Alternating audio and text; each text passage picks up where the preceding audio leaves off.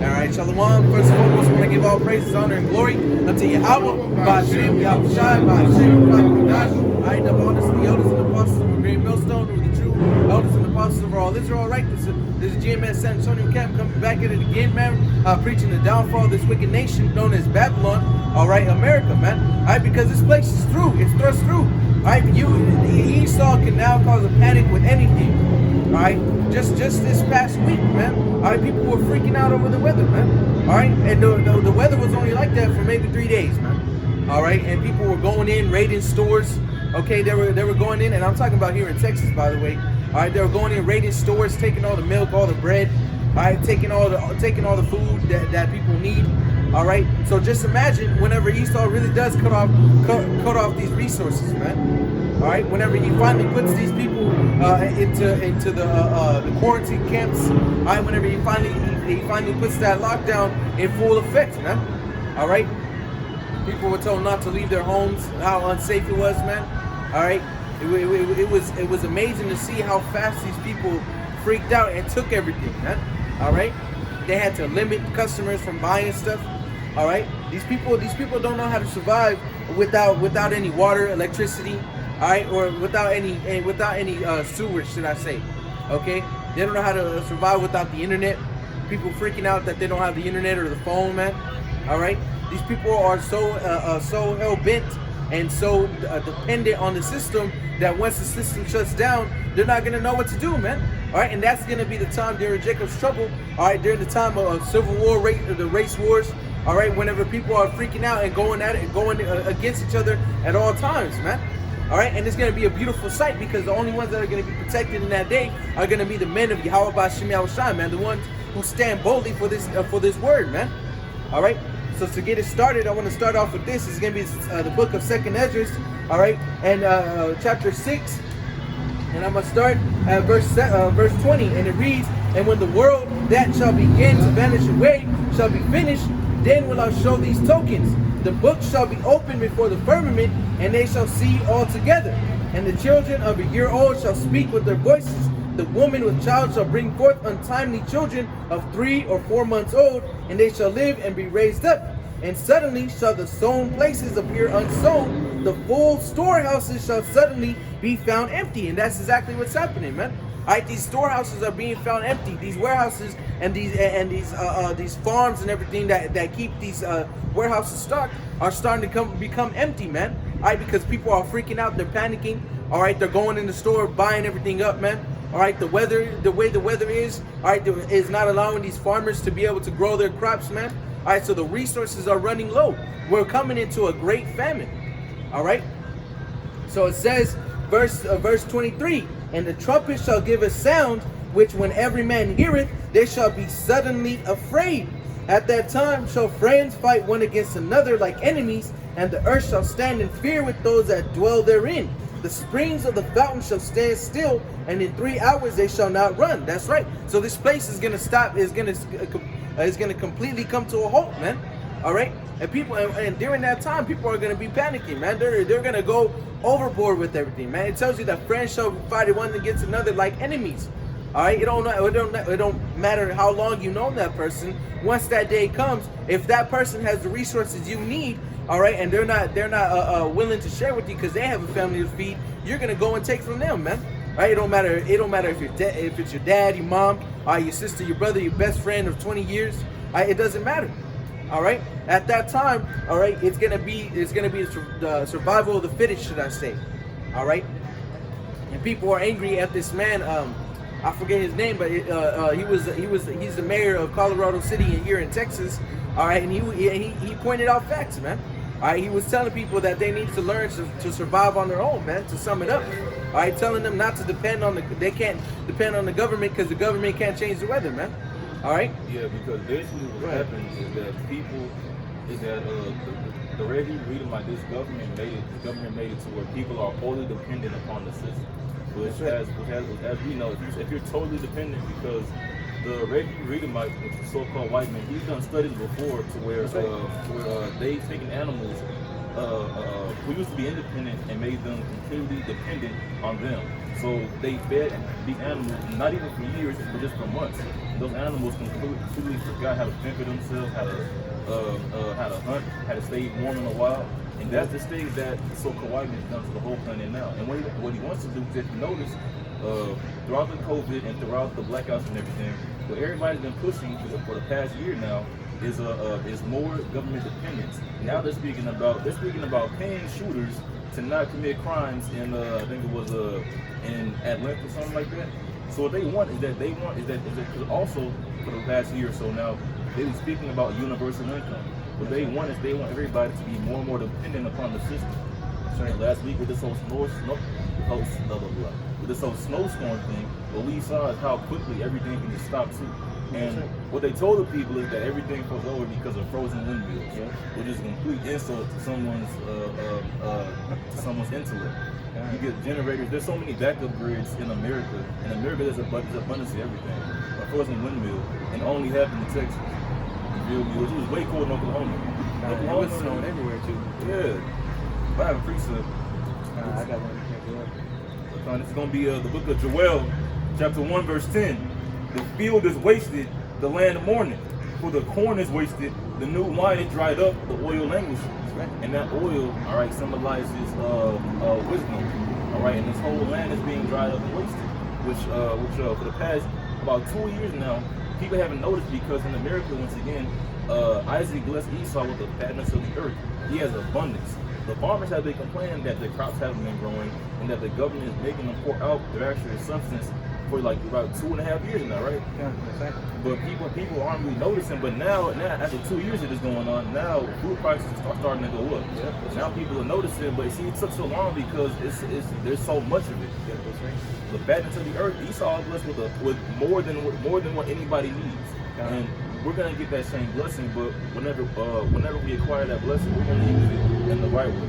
Because everything Esau's blessing is really just a carnal version of Jacob's blessing. When you look at it, they have all the women, but they fuck them at the same time. You know, you're not supposed to do that.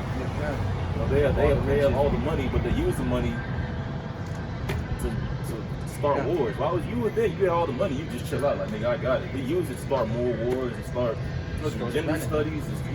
He wants everybody in a bugged out state. With the word confusion means to mix and mingle together. And if you notice, the whole American culture right now is there is no right or wrong, there is no left or right. Everything is just, well, when it comes to gender, there's a whole spectrum. You never know because it all depends on that person's truth. There's no more right or wrong. And what people would say is, well, why do whatever someone else is doing with everybody bother you? And that's because it makes a degenerate society. Now, instead of coming together and progressing as we should, now we're sitting there talking about pronouns. You know, they're talking about no longer calling babies, man. They're talking about calling them babies. All right, not allowing the child to decide when they're gender until about the age of 4, man. All right, so they're giving full control into children because the ones that are ruling over them are children, man. All right. That every time I'm talking to someone, man, they're always telling me how we should learn from children. They don't see any right or wrong color and so on and so forth, man. All right, that we should be like children again, man. All right, but children don't know right from wrong. That's why you got to teach them, man. All right, and Esau hasn't been taught, which is why you have this world, all right, that we live in right now, polluted. All right, it's destroyed. All right, which is why we need salvation, man. All right, and those of you who trust in the system, all right, and trust in the ways of Esau, all right, trust in the ways of death, and it's only gonna backfire on you in the end of days, man. All right. So did you have something, brother? Because I had a quick precept. Kind. So this is gonna be the book of Isaiah, chapter 31, and verse 1, and it reads, "Woe to them that go down to Egypt for help, and stay on horses, and trust in chariots, because they are many, and in horsemen, because they are very strong, but they look not unto the Holy One of Israel, neither seek Yahweh." That's right. Our people don't seek Yahweh B'Shem Yahushua, man. They seek toward Esau. This brother Nick, I was just talking about how the people lost power here. All right, all throughout the city, people there was rolling blackouts. All right, and they went to spend money at a hotel. All right, what you said, like $300 at a hotel. All right, with no power, man, just to be there. Yeah, completely. That's called oppression. That's called wickedness. In a state of emergency, now because now it was that hotel did a thing called price gouging. It was basically to where whatever people really needed, now they up it like by 10,000%. They up the price by 10,000%. And also even more wicked is showing you that it's not just no fucking frozen windmill somewhere fucking everybody shit up, because the water, electricity got cut off too. When it's been colder than this before. God. It never happened. But also within this now, everybody in Texas, our electricity bills are like have been up by like anywhere from 7,000 to 16,000%. So whereas last month it was like 151, now this month it can be $3,000, and it's hitting everybody. Personally, I haven't gotten mine yet, but it's hitting everybody. You know, like statewide. So what this is really what it seems like, because also you notice Joe Biden and Kamala Harris, no one's even commented on what's going on in Texas. They're completely quiet. They aren't seeing aid over here, no food, no nothing. They didn't come pass out blankets to anybody. So what does it seem like? It seems like they're punishing people, you know, because in the scripture it tells you, I'm gonna look for it, it's locked here. But in the kingdom of heaven, which is going to be on earth, all right, which the kingdom of heaven is going to be ruled by the so-called Negroes and Latinos, all right. What are true sons of God according to the Bible? Which in the kingdom of heaven it tells you that if the family of Egypt doesn't keep our holy days, that there's not going to be any rain upon that land. Let's get this real quick. Can we get it? I'm trying to see how it's phrased. Rain. I think it says like the family of Egypt rain. I know it's from Isaiah. No, it's going to be Zechariah 14 and verse Zechariah 14, and I'll begin at verse 17. And this shall be that whoso will not come up of all the families of the earth unto Jerusalem to worship the King, Yahweh of hosts, even upon them shall be no rain. And if the family of Egypt go not up, and come not that have no rain, there shall be the plague, wherewith Yahweh will smite the heathen that come not up to keep the Feast of Tabernacles. And with this whole Capitol riot thing, which happened earlier this year, Texas was speaking about succeeding and becoming independent. And now Texas is the only state that lost power. And Joe Biden and Kamala Harris ain't talking about it. So what it seems like is they're punishing. Once again, Esau's blessing is a carnal version of our blessing. In the kingdom of heaven, we're going to do the same thing, but with the spiritual power. We're going to go to the Lord. Hey, Lord, you niggas tripping. Let's go ahead and have it rain rocks over here real quick. And the Lord gonna make it happen. And Esau has been blessed with so much technology too, which they've accumulated all this technology to like the harp to control the weather and everything. Everything that they have, they've got it over the course of literal centuries. They've went and got the best, the smartest people out of literally every single nation, and they've been adding knowledge to knowledge for centuries now. And that's how they got all this. But it's written that we're gonna get it in the twinkling of an eye. Which also people before you know the whole blackouts and everything, they were speaking about, as the brother saying, succeed, like leaving pretty much leaving the states, man. All right, and then as soon as it hit, all right, everybody else's power in the U.S. was still on, but Texas Texas has its own power grid, and now people are saying just to combine, all right, with the U.S.'s power grid, man. That way we don't have this problem again, man. And also with this, people have been asking for more and more. See, last week, this is why I hate these fucking people. It's like y'all, this is why I hate these fucking people too, man. Last week it was, I'm a real ass nigga, I don't need nobody, I'm a boss, bitch, give a fuck about a nigga, I'm independent and strong. Now it's cold, we need help. Why is no one helping us? I thought you were independent. Go out there, man, hey, not to brag, I went and got some coverage and laid, and I said, oh well. Who gives a fuck? It's cold, who gives a fuck? 100 years ago, if it's cold, nigga, you just cold. Everybody was complaining, we need to where the heaters at? Ain't no heaters in real life, TV. Of course it's in real life, but in my opinion, this technology and shit, it's just, if it wasn't there, how would you be? You know, as a man, I feel like you should be, I feel like as a man, you should be able to be without a fucking computer and central AC. These people, especially women, it was just, what are we gonna do? Oh, we're dying. Nigga, it's been 23 hours to relax. You know, they're panicking. And the Heavenly Father said in Isaiah 66, that he will send your words spirits upon you, and that was just fucking the tip of the iceberg, not even the tip. Well, yeah, it wasn't shit. It was just cold showing weather. it to you. Yeah. It was cold. They were talking about people freezing, man, to death. You know, people freezing to death, man. Like it's been colder than this, man. All right, it's been way colder. All right, it was just minus the snow. All right, people were freaking out, and I believe a lot of it stemmed from what happened in Fort Worth. All those trucks and everything that were hitting people, man. All right, that 100+ car pileup. All right, that really stemmed the panic in these people, man. right, that's why people didn't want to leave. All right, they shut down all the highways. Okay, Esau knows what he's doing, man. All right, these people don't realize that Esau's putting them into a cage, man. Yeah. All right, mentally. All right, and then pretty soon it's gonna be physically too. These people are so dependent. Like, man, you know, I'm so thankful that our power came back on. I'm so thankful to this to go, you know, and now, but also at the same time, people are mad at the government too, man. All right, people are mad because they're mad because this nigga Ted Cruz, all right, left from Texas to Cancun. While it was extremely cold and snowing. So what kind of technology these niggas got? Yep. Because in the regular airport, if it's doing all that, you just gotta wait. Yep. You know.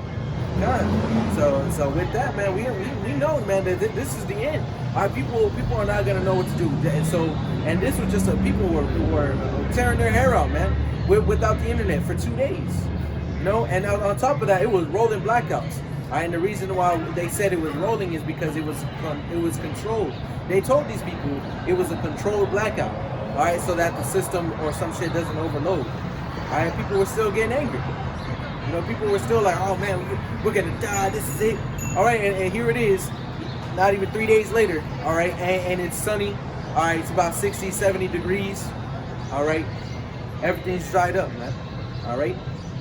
What the problem with this world is, especially with our people, the so-called Negroes, Latinos, and Native Americans, is the fact that they don't trust in Yahweh Shem Shai. They rather trust in the so-called white man who showed them over and over again that they ain't for them, man. All right, which is why the Lord is gonna punish our people with the perpetual punishment, man. All right, and it's gonna be funny as fuck too, man. All right, people laughing. All right, people getting angry whenever we laugh at our people when they get killed, man. They deserved it. I bet before that nigga died, he was a whole ass nigga, man. All right. Yeah. Which the same people who are just acting like everything's okay. Now, see, whenever it was cold, it was we needed help, we need to humble down a little bit. Now when everything's warm again, now they're right back to being hot. There was a whole ass niggas, right? Yeah, and that's why the Heavenly Father, and that's why Yahweh Shem Shai said, I'm extending my hand, and you refuse over and over again. And then whenever anything happens, and then Yahweh Shai says this too, these people praise me with their mouth, but their heart is far from me. Everybody right now, all this hot girl shit, the sluttiest woman, you go on the Instagram, they got a Bible verse on that shit. You know? The worst, because people are horrible, but women are the fucking worst. They'll walk around all day and being a whore, and then with they titties and cheeks out tell you about Jesus. You know? With they tits and trail out talking to you about God. Talking about being bisexual. And the craziest thing is that a lot of men who listen to it too, and all the women, they'll come together and they all know it's bullshit. But they're like, yes, oh my God, it's all witchcraft. They know what they're doing, and the men just over here fucking retarded, man. And that's why in that movie, what's this shit called? Fucking Pinocchio, man. It was that big white man who had that business of taking little boys and turning them into literal jackasses at Pleasure Island. What does that sound like? There's a land there's a land where everybody goes careless, and all the men here, they don't ever go into men. The boys go into jackasses. A lot of these people are grown man-children. They're grown as hell, but they act like little ass fucking kids. And then also in that movie, the dude, that big white man, he was talking, man, he had on a big red jacket. What does that symbolize? Esau, Edom. And then those two foxes was like, oh yeah, who do we gotta kill? And you was like, oh no, you not killing anybody. I'm looking for stupid little boys, the disobedient ones. What is that? Disobedient to what? Disobedient to the proper code of conduct. If that proper code of conduct is the conduct that the Heavenly Father bestowed upon our nation. So you gotta think, man, the Most High came down from the heavens, and by the way the angels, man, gave it to Moses. Moses came down and gave it to the people. People were still bullshit. And now we here, thousands of years later in America, we're just hoping and fucking get out of here. Hopefully. And, you know, hope substance to things not seen. Lord, please, you know, we just over here through. God, so this is Jeremiah chapter 44, and I'm going to start at verse 2. And it reads, thus saith the Lord of hosts, the power of Israel, ye have seen all the evil that I have brought upon Jerusalem and upon all the cities of Judah, and behold, this day they are a desolation, and no man dwelleth therein. That's right. Our people are desolation, and no man dwelleth therein, man. If a location is on the east side, all right, that they have to go to, they won't do it, man. All right, they don't want to drive to the east side because that's where our people dwell, man. All right, people don't want to be around Jake, man. The so-called Negroes, Latinos, and Native Americans. All right, and if they do, it's for entertainment, man. All right, and it adds to this day. All right, the Lord has brought all this evil upon us. All right, and it explains why. It says, verse 3, because of their wickedness which they have committed to provoke me to anger, in that they went to burn incense and to serve other gods whom they knew not, neither they, ye nor your fathers. All right, that's right. And they were serving other gods, and the main god they're serving right now is Esau, man. All right, just like that. It was I think it was some so-called black lady. All right, about a year or two ago, whenever the government shut everything down. All right, they were sitting there on camera talking about Trump, please open the government back up. We need our food stamps. We need this. All right, they were praying. They were praying to him, man. That's a prayer right there, man. All right, they were praying to Esau. All right, burning incense. Okay, they probably some Jake probably have a what are those called whenever you have a picture of someone and all these candles around them, man. It's called it's pretty much an altar, man. Huh? A mural? It's a mural, right? It's something like that, man. All right, if you brothers know what I'm talking about, then you'll understand. But it's like an altar, man. All right, and they'll be praying to him and shit, man. All right, that's what Jake does. All right, they don't look towards Yahweh Shema Shai, and if they are looking towards the Bible, all right, and they're looking towards Christianity or Catholicism, right? All right. Go ahead. It's going to be Jeremiah 2, verse 21. Yet I have planted thee a noble vine, wholly a right seed. How then art thou turned? Jeremiah 2:21. Yet I have planted thee a noble vine, wholly a right seed. How then art thou turned into the degenerate plant of a strange vine unto me? That's right. The Lord planted us to be a noble vine, man. Something separate from the other vines of the garden, man. All right. How then are you turned into a degenerate vineyard before me, man? All right. Something that doesn't want to be looked upon. Something with thorns and thistles, man. All right. Something that you don't want to go through. You'd rather just chop down, man. All right. Verse 22. For though thou wash thee with nitre and take thee much soap, yet thine iniquity is marked before me, saith Yahweh. God, that's right. So though they'll take the nitrate and mark thyself so, or Slakia, I got that mixed up. Could you read that one more time? Verse 22. Jeremiah 2:22.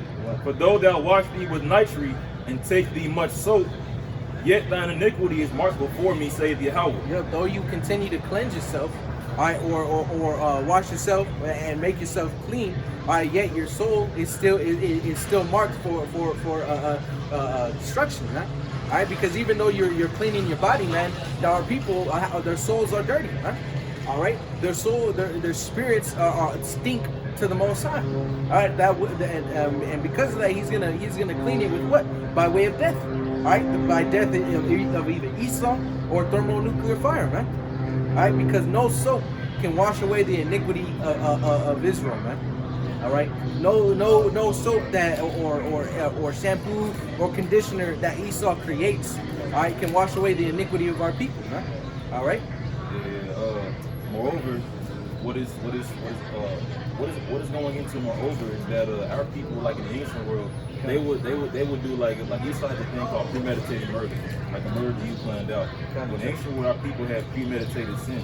So what they would do is that they would get a dove, just different, but tomorrow, me and this chick gonna link up, she got a husband. So before this, let me go ahead and get, which actually for that sin is a death. But for certain sins, there were sacrifices for that sin. So before they did it, they would go and get the ram or the fucking dove or whatever the fuck, and then sin, and oh my Lord, let me repent. I feel so bad, they kill it and walk away and then do it again next week. So this is gonna be Isaiah 66. Start at verse 3. He that killeth an ox is as if he slew a man. He that sacrificeth a lamb as if he cut off a dog's neck. He that offereth an oblation as if he offereth swine's blood. He that burneth incense as if he blessed an idol. Yeah, they have chosen their own ways, and their soul delights in their abominations. That's right. These people, even though they're sacrificing, all right, these animals, all right, even though they're doing all the things that they think is right, all right, to cleanse their sins, it's not cleansing them. Why? Because as the brother, pointed out, it's beautiful, by the way. as he pointed out, it's premeditated, man.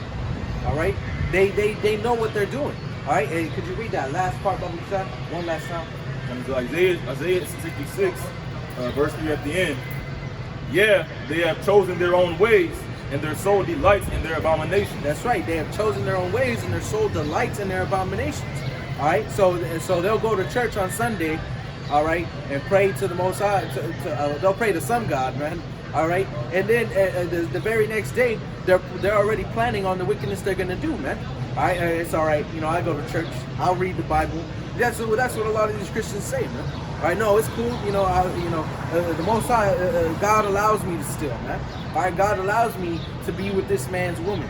All right, God allows me to be a homosexual. All right, why? Because I go to church. All right, God doesn't judge me.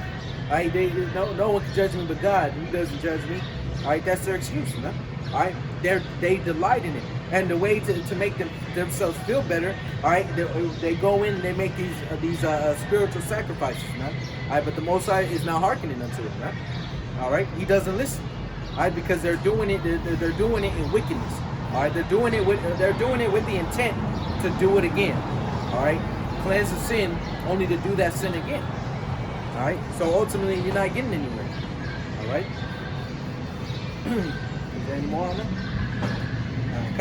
So back in Jeremiah 44 and verse 4, and it reads, Howbeit I sent unto you all my servants the prophets, rising early and sending them, saying, Oh, do not this abominable thing that I hate. But they hearken not, nor incline their ear to turn from their wickedness, to burn no incense unto other gods. All right, so even though we're telling our people, hey man, what you're doing is wrong, you got to do it this way. They don't care, man. Who are you to judge me? All right, who are you to tell me what to do? All right, what is this gonna do for me right now? All right, why? You know, I'd rather YOLO. You only live once. You know, life is too short to sit here and be just. All right, why do I have to do this, but other people can do it, man? Crazy how our people think. Our people think, oh, just because they're doing it, they can do it too. Which is why we're in this predicament we are in now, man. All right, Judah, all right, saw Israel going off, and they were like, you know what? If they're doing it, we can do it too, but better.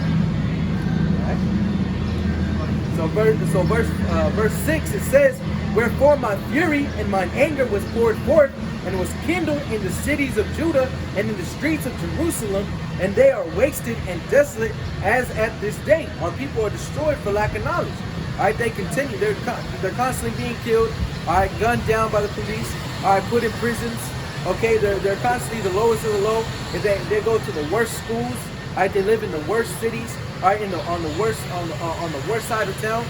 Okay, our people are destroyed. All right, because they don't hearken unto the prophets who are telling them the words of Yahweh Shem Shai, the words of life, man. All right, therefore, because they don't listen to the words of life, they're dying, man. All right, and now you have them trusting in the Esau system. All right, which we read earlier, that woe to them that trust in the system of Egypt, man. All right, Egypt hasn't done nothing for you but destroy you, man. All right, giving you GMO foods, poisoning the air with these chemtrails. All right, poisoning the air, poisoning the water with the fluoride, man. All right, polluting the earth, man. There's a trash pile so big in the ocean, it's as big as the state of Texas, man. And that was a few years ago when we found that out. So it could be even bigger now. All right, everything is dying off. All right, and our people are still trusting in this place. Therefore, our people need to be destroyed, man. All right. Yeah, there's going to be some that repent, which is the 1/3, all right, and of course the 144,000. All right, but the majority of our people, Baba Shai, Nick, could you get, I believe it's Zechariah 13 and 8, if I'm not mistaken. All right. Go ahead. This is going to be Jeremiah 12 and verse 4. How long shall the land mourn, and the herbs of every field wither? For the wickedness of them that dwell therein, the beasts are consumed, and the birds, because they said, He shall not see our last end. That's right. How long shall the land mourn, man? All right. How long shall all this wickedness go on? All right. Because He has said they shall not see our last end. All right. How long is this gonna go on, man? All right. You can go ahead and keep reading, Baba Shai. That was it. Okay, come. So, one more time, come. It's going to be a Jeremiah 12:4. How long shall the land mourn and the herbs of every field wither? For the wickedness of them that dwell therein, the beasts are consumed and the birds. Because they say, shall not see our last end. The whole land is mourning. You have the garbage islands in both, literally both oceans, which of course they're bigger by now. People have been living in more. There's been more pollution, more production of plastics, which like for example, sea turtles eat jellyfish, right? A plastic bag floating in water looks exactly like a jellyfish. So because that sea turtle is eating the plastic and choking on it and dying. And also there's literally birds that fall out the fucking sky, hit the ground to their death because the air's so polluted. There was a study done in New Zealand. There was a certain bird that eats a certain fruit in New Zealand, but Esau took out all those trees and the pollution was so bad the bird had to move location. And it changed their whole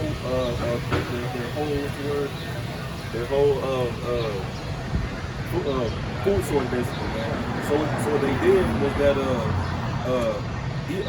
Esau had certain animals in a farm over there to where they literally couldn't move. And the birds would actually get down on their back to eat the flesh of those lambs and cows because they had nothing else to eat. So everything, now the fucking lamb is like, damn, this shit hurt. And the bird is like, no, I don't like this, but I ain't nothing else to do. So the whole land is when the animals are dying. Now animals go extinct every 2 years now, mainly because of what? The poachers. Esau go to Africa, man, look at that rhino. I want to shoot the rhino. Then he goes shoot it, and then put it in his fucking living room. And Esau jack off over it, you know. For some reason, koalas in Australia, there's a huge rise in koalas in Australia having chlamydia. Isn't that a human disease? Because Zach and Gary over there fucking the koalas.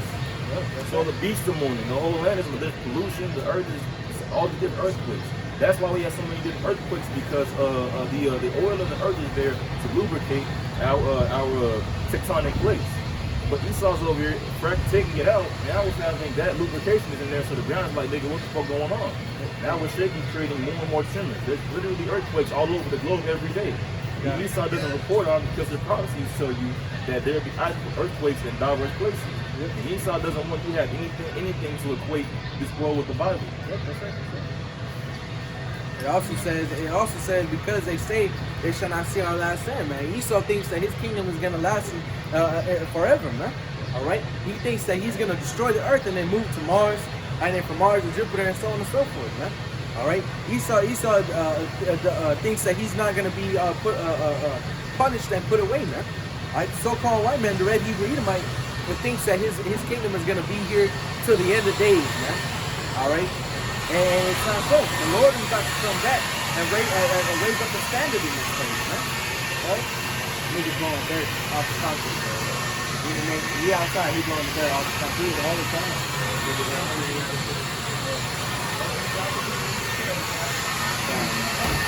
This place is hella wicked, man.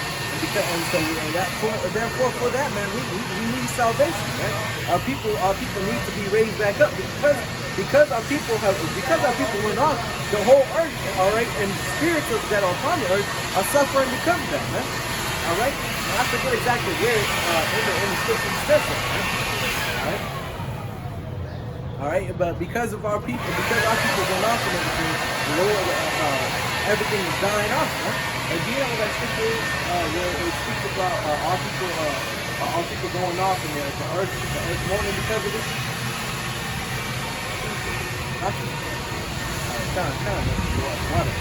We'll get that. But real quick, we'll go ahead and get that. This is Zechariah chapter 13, verse 8.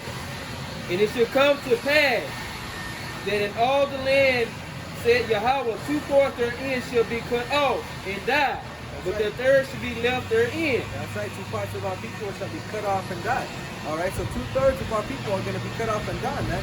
Why? Because they're wicked. All right, and because of our wickedness, because our people going off, look at the state that the earth and the spirits are in. All right, everybody's uncomfortable, everybody's angry, everybody's stressed out, man. All right, nobody is at peace. Esau is ruling over the whole world. All right, the plants are dying, the trees are dying, the weather's all fucked up.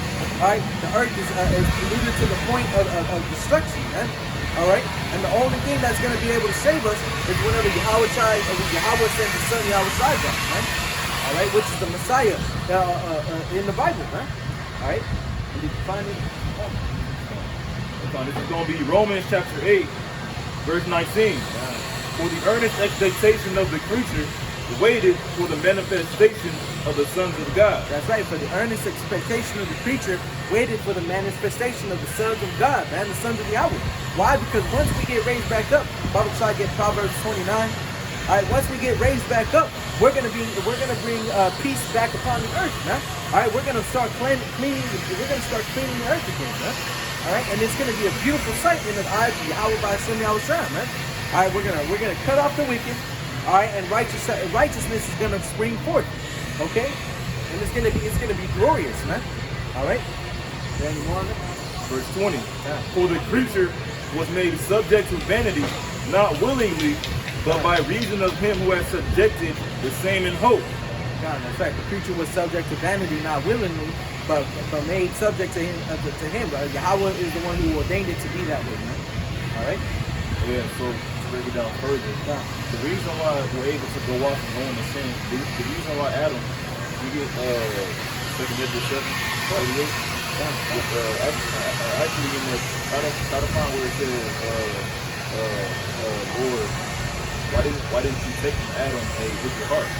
Because the reason why we're subject to vanity, subject to going off in darkness and all this bullshit. The reason why you struggle with sin so much is because Heavenly Father literally put it in us to struggle with it. Because if we didn't struggle with it, we wouldn't need Yahweh. It makes you feel like shit. It makes you feel horrible and all this shit. But that's just part of the Lord's story. Heavenly Father, whenever you read King David's story, King David had three sins. Like King David had three great sins. And if you read it, it doesn't even sound like it's David. If you read from the time that David first mentioned to the men, those three sins don't even sound like him at all. You're like, who is this talking about? He's talking about David. And that's why we're here in this time hoping for the throne of David and for the tender mercies of David. Because the mercies of David is that even though we committed sin unto death, we're going to get the mercy to be blessed forever. Because David's mercy was that he'd be blessed forever, even though he did those things. And that's the same mercy that we're hoping for. This is going to be the book of 2nd Ezra, chapter 7. I'm going to start at verse 46, and it reads, I answered then and said, this is my first and last saying. It had been better not to have given the earth unto Adam, or else, when it was given him, to have restrained him from sinning. Yeah, but see, a creature was made subject to sinning. It was made subject to vanity. So now we in this place, we need help. I'm Riyad.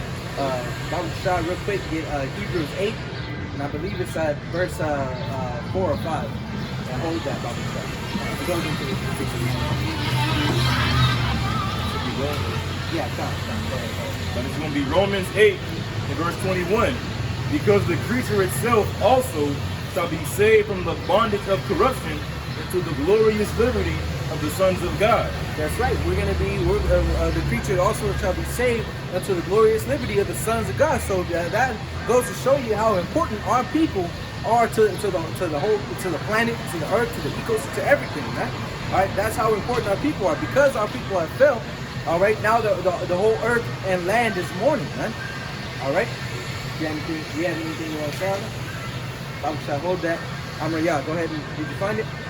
It's 8, verse 5, correct? It speaks about for the first covenant had been perfect, there had not been a need for a second. Go ahead. It's going to be Romans 8 and 22. For we know that the whole creation groaneth and travaileth in pain together until now. That's right, for we know that the whole creation groaneth and is in pain together until now. And that's right. And why until now? Because now all the sons of God are coming back into who they are. All right, remembering their forefathers, their ancestors, remembering who Yahweh B'Shem Yahushua are, and coming out here preaching the kingdom, man. All right, the coming up of our nation, man. All right, now everything has shifted.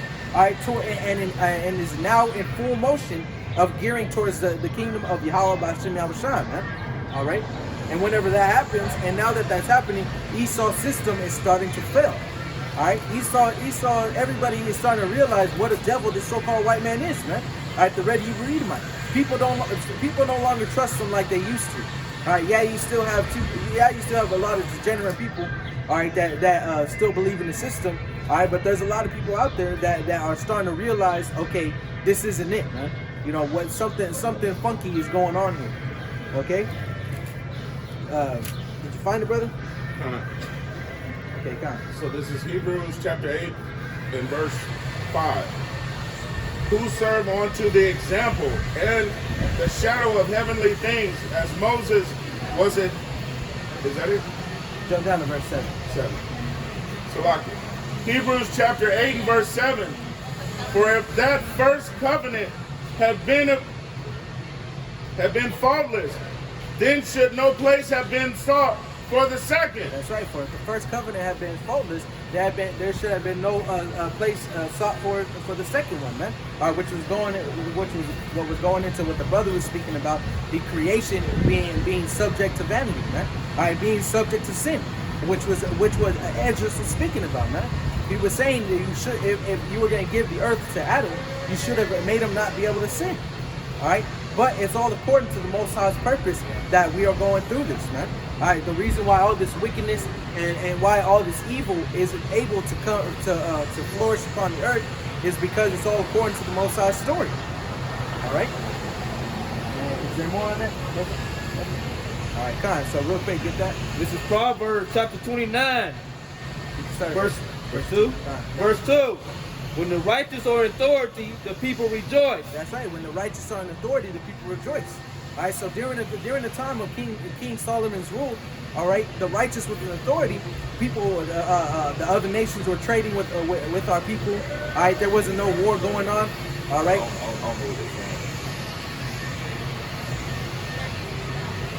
don't know what they're saying. Oh no, you're good. All right, but the righteous, when the righteous are in authority, the people rejoice. Everybody was at peace. There wasn't any war going on. Okay, nobody was angry with each other. Of course, there was still wickedness going on. All right, but it wasn't as big as it was, as big as it is now, man.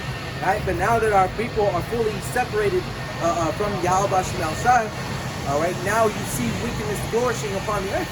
All right. But also at the same time, our people there's a certain remnant that was left, all right, to come back into Yahweh outside, all right. And now that they're coming back, all right, righteousness is going to start flourishing, all right, and wickedness is going to be put out.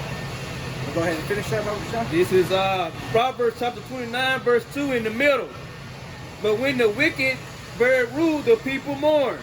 That's right. When the wicked bear rule, the people mourn, and that's exactly what we're seeing, right? The whole creature is mourning and is in anguish. All right, people are dying left and right. People are getting poisoned by the air, the water, the food. No matter what kind of diet they try to take, they're not getting healthier. All right, they're only growing older and quicker too. Okay, the days are shortening like crazy. All right, and people are realizing, man, like, you know, something. There's I saw this one post while I was scrolling through Facebook a while back. And it was like a 21-year-old, 22-year-old, all right, and they were saying, you know, I'm only like 20 years old, but I feel like I'm running out of time to get my life together, all right, because this place is coming to an end. This kingdom that Esau is ruling in is coming to an end, and when that happens, our kingdom is gonna come through, all right, and pretty much save the earth, man, all right, and it's gonna be a beautiful thing too. Right, because finally wickedness is going to be put out, righteousness is going to come up upon the earth, truth shall flourish. Okay, there shall be no breaking or entering into our people, man. No doctrines are going to convert our people unto any wickedness. Okay, our people are going to finally know Yahweh outside. You're not going to have to teach your children about Yahweh; they're already going to know, man. All right, it's going to be a power. Our sons and daughters are going to be able to grow up and be at peace. You're not going to have to worry about our people, our sons or daughters going outside in the front yard for a minute or so, and then they get kidnapped by some nigga some people trying to human traffic them, man. All right. So it's gonna be peace whenever our people come upon the earth. Whenever our people finally start ruling back over the earth in truth and in righteousness. All right. But right now we're seeing the effects of why we're seeing the effects of how when our people are down in the nitty and gritty, the whole earth mourns, man. All right. All right, yeah. Okay, go. Romans 8:22 again. For we know that the whole creation groaneth and travaileth in pain together until now, and not only they, but ourselves also, which have the first fruit of the Spirit, even we ourselves groan within ourselves, waiting for the adoption, to wit, the redemption of our body. Woo, that's right. We're waiting for the adoption, the glory, the covenant that is going to come back upon our people. Right? All right. Even the prophets are groaning and waiting for it because they the prophets, man. All right. We may be the Lord willing, we're the men of Yahweh. All right. Lord willing, we're the chosen. All right. But even so, we still go off daily. We're still praying. All right. That we our sins are taken away from us, man. We are not exempt. All right, from the sin that was bestowed upon us, man. We're still in these everlasting chains of darkness. So we're groaning right along with them. We're eating the same poisonous food, drinking the same poisonous water, breathing the same poisonous air, man. So even we are waiting for the adoption of our people, man. Yeah, all right? Which a big part of the adoption is being saved from this personal flesh. That's right. Because the overall salvation is being saved from ourselves. Being saved from your bodies. And that's the main thing that we're looking to be redeemed from. Romans 8:24. For we are saved by hope, but hope that is seen is not hope. But what a man seeth, why doth he yet hope for? And our people are hoping for the so-called white man and hoping. They've been seeing the so-called white man for centuries, and he still ain't helped. So you're not even hoping for anything. You know in your mind he ain't gonna do shit. But they're through. They're retarded. Stockholm syndrome. They like the brother said, Stockholm syndrome. They know Esau ain't gonna help, but they still want to believe. They're so down in their spirit. They just want to believe in something, right? All right. Even if they don't want to admit it, they still want to believe in something that something better is coming their way. That's why you always see our people speaking about claim it. Yeah, you ever seen those Facebook posts? I seen this post the other day where it was like bank account 8,000, savings account 100,000, claim it today. Speak it into fruition or some shit like that. Talking about claiming our people want something better, all right, but they don't know how to get it, man. And if they do know how, they don't want to do it that way, man. They want to do it their own way. They want to be able, huh? They want divination. They want to be able to say they came up on their own, man. Like, oh, I did it by myself. Like Drake said, no hell, that's on me. That's what Jake really wants, man. They want to be able to be like, no, I came up by myself. I did this by myself. No one on the history of the earth has done anything by themselves. You were born, your parents helped you cleanse your fucking diaper, right? Yeah. Taught you how to walk, how to talk. No one does anything by themselves. That just goes more into the pride of these people. Yep. It doesn't make sense to be prideful whenever you could literally choke on your spit anytime. Your heart can fucking skip a beat. Now you go, Heart attack, man. Yeah, or somebody can walk up and beat your ass. What's there to be prideful about, man? Then you walk outside and somebody having a bad day, start attacking your ass, Kill you, your family. And then it's so crucial. It's something niggas actually go out outside and binge jump. First thing they do, and this is crazy. This is ridiculous. First thing they do is they go on live. You niggas just jumped me, bro. That's me. I'm out here dolo. They talk about pride there what they bleeding. Niggas beat your ass. It's like, well, I'm over here alone. Not dude, I'm a real ass. But then if they circle the block, I bet you start running.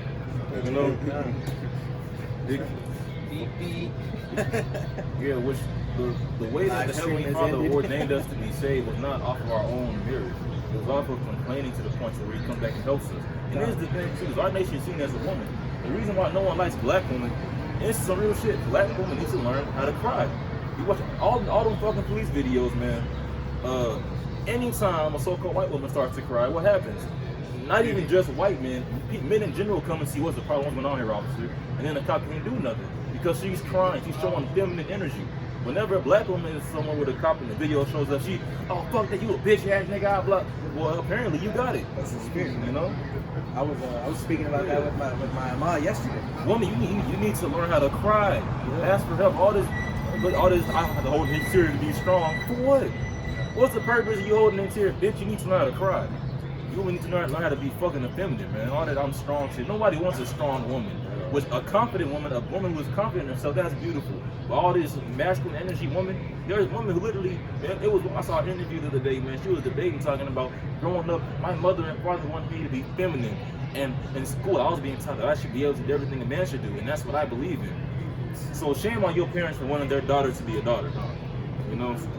And that's the state of this place. See, Esau has the minds of the people, and it's written that his words are as poison.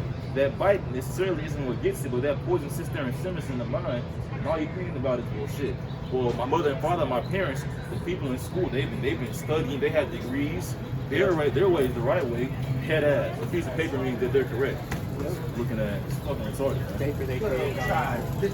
Yeah, I have this precept real quick. Yeah, go ahead, bro. It's going to be Luke 18, verse 2, which is a parable that I was spoke.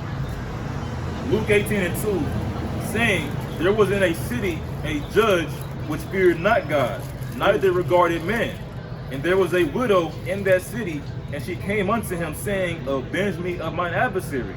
And he would not for a while, but afterward he said within himself, though I fear not God, nor regard men, because this widow troubleth me, I will avenge her, lest by her continual coming she weary me.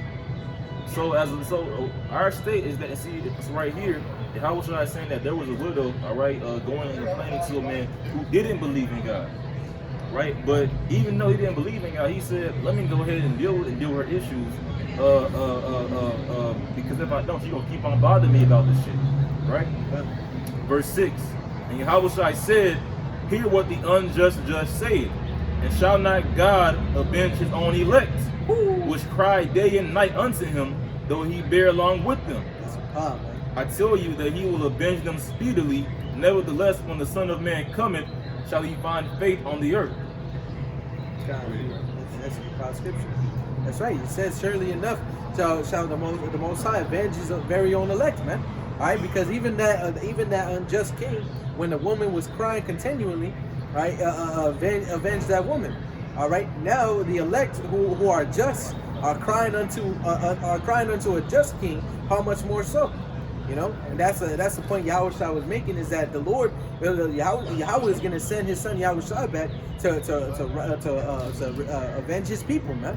All right, and where else can you find that, man? Isaiah 60, whenever it's speaking about Yahushua coming back, all right, and destroying the land of Edom, man, destroying these Edomites. Okay, vengeance is in Yahushua's heart, day in and day out, man. All right, every day we wake up, just know that Yahushua is contemplating on destroying Esau, man. All right, they're thinking about it all the time, man. All right, but you got it. I'll get precepts. I already have a topic today, bro. Okay, with all the spirit, man. All the spirit, man. Our people are gonna be saved with an everlasting salvation. But first, what comes, man? The judgment, man. All right. Our people are gonna be at peace, but what comes first? The fire. Okay. The Lord is gonna wash all the dirt and filth off of our people, man. All right, because right now our people are wicked. All right, they're down and out. All right, they don't know left from right, up from down. They don't know anything, man. All right, all they know is, look, if I don't do what the so-called white man says, I'm thrust through. And some Jake even just want to do it. Hey man, I want to do it for this man. Yeah, they were my slave masters, but I love master. That's how a lot of Jake thinks, man. All right. That's why we're in the predicament that we're in. All right, but coming here pretty soon. All right, the so-called white man, the Red Hebrew Edomites kingdom is gonna end. All right, in our kingdom, the so-called Negroes, Latinos, and Native Americans, the Israelites, according to the Bible, all right, it's gonna come up, man. All right. That's right. You know, and it doesn't matter who doesn't agree with it. All right. It don't matter if the elites of this world don't agree with it. It don't matter if our own fathers and mothers don't agree with it, man. All right. It doesn't matter who doesn't agree with it, because the Lord is gonna make it happen regardless. All right. Did y'all have anything? Go ahead. This is Isaiah chapter 66, verse 8. Who have heard such a thing? Who have seen such things? Shall the earth be made to bring forth in one day, or shall a nation be born at once? For as soon as Zion traveled, she brought forth her children. Keep going. Okay, verse 9. Shall I bring to the birth and not cause to bring forth? That's right. So what the Most High is saying here, the nation be brought forth in one day. All right, so bring to the birth and not to cause forth, man. So the Lord isn't going to have us out here doing all of this in vain, man. All right, the Lord isn't going to have us out here risking our lives and our families just to one day die and the kingdom never come, man. All right, we're doing this so that the kingdom will come, man. All right, it's like your woman is about to have a baby and all of a sudden the doctor's like, you know what? He's not coming out. Let's go. And they just leave. Like, no, that's not how it's going to be, man. The Lord is going to cause the births to come through. All right, even though it's painful, even though you have to be patient with it, it's going to happen, man. Keep it going. This is Isaiah chapter 66, verse 9 in the middle. Said Yahweh, all power, shall I cause to bring forth and shut the womb? Said Yahweh. Rejoice ye with Jerusalem and be glad with her, all ye that love her. Rejoice for joy with her, and all ye that mourn for her. Verse 11. So rejoice you, all you that mourn for her. So the ones who are mourning for all the iniquities in the earth, for all this wickedness, and for how downtrodden the sons and daughters of Israel are, it says rejoice for her now. Because now it's coming the time because we've been mourning while these things happen. Yahweh told us that for a little while I will leave and the world shall rejoice, but you shall have sorrow. But then another little while you will see me again, and the world will have sorrow, and you will see me and rejoice, and your joy no man take it from you. So right now, all of us that mourn for Zion, we're gonna be blessed and rejoice because we've been sorrowing with Yahweh. He's in heaven sorrowing as well, like down there. 2/3. He's like, dude, 2/3. He's like, no, prophets is down there. Then do you think Yahweh hasn't seen the apostles from it? And they were preaching as young men. They were preaching since my parents was children, man. The Heavenly Father looked down upon that, and Yahweh like, Lord, yeah, we gotta, whatever he's doing up there, he's trying his best to hurry up and come back, man. I have a quick precept backing that up. It's going to be the book of 2nd Ezra, chapter 7, and verse 27, and it reads, Be not weary, for when the day of trouble and heaviness cometh, others shall weep and be sorrowful, but thou shalt be merry and have abundance. You want me to break it down? All right, kind of. So, as just backing up what the brother was saying, during that time, right now, we're in mourning and we're crying and sighing for the nation of Israel. All right, but whenever the day comes that Yahweh it comes back, all right, we're going to rejoice and have abundance. We're going to be glad while the rest of the world is sorrowful and crying, man. All right, because during that time, they know that their wickedness, the punishment for their wickedness is going to be fulfilled.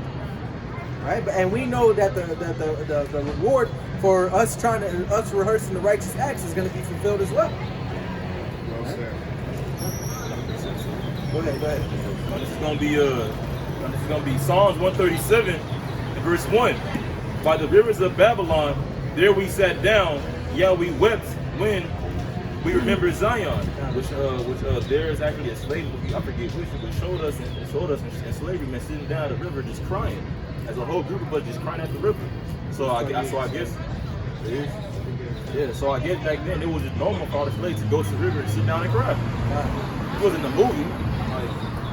It says, verse 2, we hanged our hearts upon the willows in the midst thereof, for there they that carried us away captive required of us a song, and they that waited us required of us mirth, saying, Sing us one of the songs of Zion.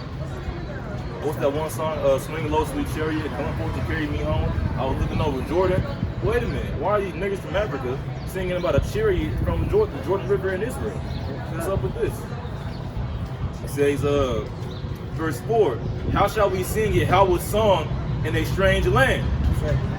If I forget thee, O Jerusalem, let my right hand forget her cunning. If I do not recall thee, let my tongue cleave to the roof of my mouth. If I prefer not Jerusalem above my chief joy. So if you don't prefer,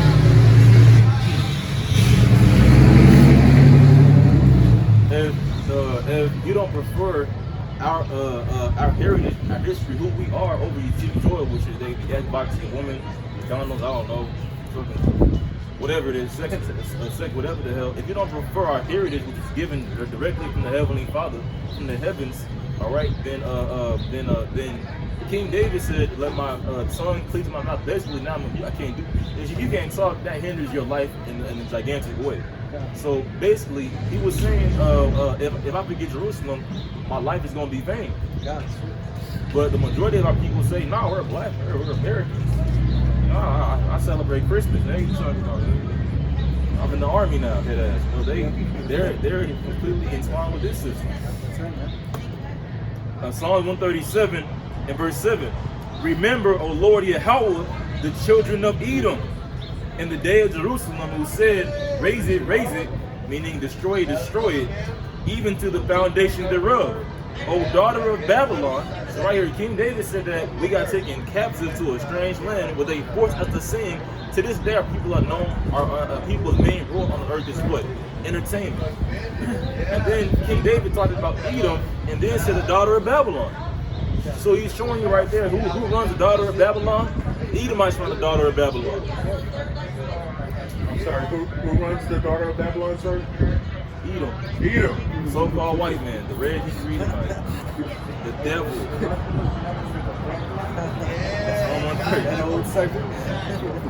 Psalm 137 and verse 8. O daughter of Babylon, who art to be destroyed, happy shall he be that rewarded thee as thou hast served us. How did America serve us, man? To this day, man, they have us suicidal in this bitch. They have us looking, they mama drama. Wage slavers, man. Wage slavers, work every goddamn day. They have eating bullshit food. They torture us. They have a science book with a Negro brain and just smile that actually come from monkeys. Everything here is ridiculous. They have a whole nation seen as people of sluts and slut makers, man. Our women are more afraid of marriage than being a baby mama. They're more afraid of being a wife than being a slut. So David said, happy shall they be that do it to you as that did to us. In the kingdom of heaven, their women are gonna be just sluts, man. And our people, they're sluts now. They're disgusting right now. In the kingdom of heaven, they're gonna be like how black women are right now, but times two. You black women are disgusting. I saw a video, man. Somebody showed me this video of a stripper or some shit, and she squirted water out of her coochie upside down doing a handstand. I was like, what possessed this bitch to make her want to get upside down and squirt water out of her coochie? This is unusual. This is so perplexing. Yeah, like she had to be practicing. Well, who was the first person to show her? How'd you discover this shit? You wouldn't want a handstand. You on your head, you like a fucking whale, like a Shamu in this bitch. Like a watermelon. Yeah, Psalms 137 and verse 9. Happy shall he be that taketh and dasheth thy little ones against the stones. Yep, that's right. Who's King David talking about? Who's little ones? Babylon's? It's like he just told you, talking about Edom. Babylon is the place, but Edom is the land. He said, happy shall he be who taking your children and throw them against the fucking rocks. And this is King David saying this. You get Acts 13:22. These are the words of King David. Which a lot of people will say, well, that's the Old Testament. And, well, David was people always talk about how David was a wicked man. You know how David committed adultery and murder? Anytime so-called Christians speak about David, they speak about him in a negative connotation. And if it's not Goliath, first off, if it's not about Goliath, they don't even know King David. But then any other time they speak about King David, well, David was a lustful man, and he had so many wives. That's not wicked at all. It tells you in the law, if a man desire another wife. But anytime they speak about King David, they speak about the murder and the adultery and the number in Israel. Even without all that, the Messiah said, I am the root and the offspring of David. He still praised David's name. And then in Acts 13, in the New Testament, it says this. 13:22. This is Acts 13:22. And when he had removed him, he raised up unto them David to be their king, to whom also he gave testimony and said, I have found David, a son of Jesse, a man after my own heart. So David was a man after God's own heart. And King David just said, happy is he who taketh the sons and daughters of these Edomites, so-called white men, and throw them against the stones. So in the kingdom of heaven, that's what's going to be happening, man. We're going to take their little children and watch them blow up into a million fucking pieces like some watermelons. Like they did to our children, man. Yeah, they would, man. They would go where football comes from. They would chop off our woman's breasts and stitch it together like in the football right now. You see like the stitch looking thing or whatever. They would take our wives' breasts and stitch them together and throw them back and forth. They would go into our wives' stomachs, take out the baby and kick it around. That's where soccer. Well, actually for soccer, I think that's the way that soccer came into existence. They would cut off our heads and kick them around. And then also they would take the babies out the womb and kick them around like that too. So King David said, "Happy is he that doeth those things to you." And also, can we get Revelation 13 and verse 10? Because the saints are patiently waiting for these things to happen. Hey, because people, the Christian church will sing that song, the saints go marching in, but they never tell you what the saints is going to be doing. When they march in. The saints is going to be on bumper, man. Yeah.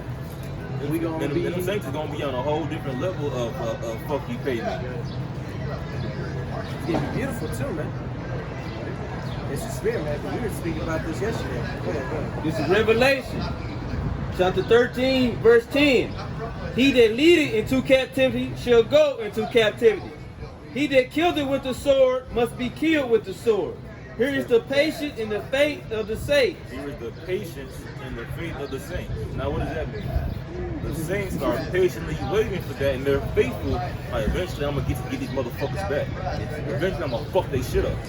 That's what the saints are waiting for. And we say like that. People say, "Oh, he's using curse words." And we're gonna be taking their kids and throwing them against the fucker. You think the Lord cares if you say fucking no? We're gonna be raping their women. That's in the scriptures too. In the kingdom, we're gonna take them. We're gonna get their sons. They're gonna literally put people in chains. They'll get people listen. They'll hear the word. They'll believe in it, but they'll go, "Oh, brother, you shouldn't say the word damn so much." We're gonna be taking people, putting them in chains, man, and busting their fucking teeth open and laughing about it.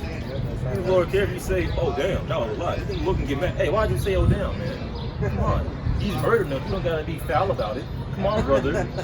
Have some manners. Just let them torture him in peace, brother. All that foul language. You're gonna be doing some foul shit.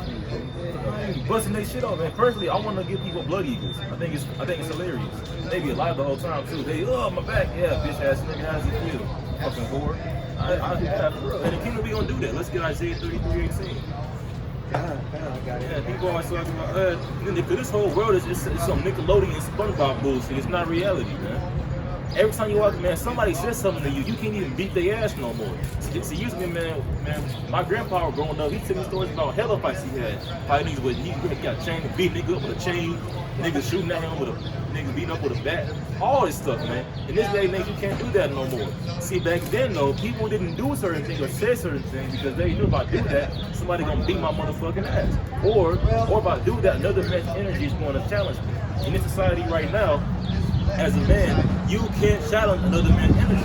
So these weak ass men are able to just do some whole ass shit. You as a man, you can't do nothing about it. And if a man disrespects you, you beat his ass, you going to jail for it. If a man, matter of fact, right now, especially if a sodomite walks up to you and grabs your junk and you beat him ass and you beat his ass, that's a hate crime. Yeah? Even though he sexually assaulted you, if you beat that motherfucker up, that's a motherfucking hate crime for you. You're just such a bad person. You're a grown ass man, just grab my balls, sir. I can't beat this nigga up for this. You see, now 40, 50 years ago, even just like 20, not even 20, because you saw it and shit. Going back to my grandpa's time, man, you couldn't say anything to anybody. In this day and age, you can say anything to anybody. And women, see, as a man, even in this day and age, men know, like, as soon as you walk up to a different man, you understand, without even saying it by default, if I say too much, it's going to be an issue, and we're going to battle it out. But a woman walks up and she thinks that she can say anything because the man that she came with is going to say something, or she can just dial 911.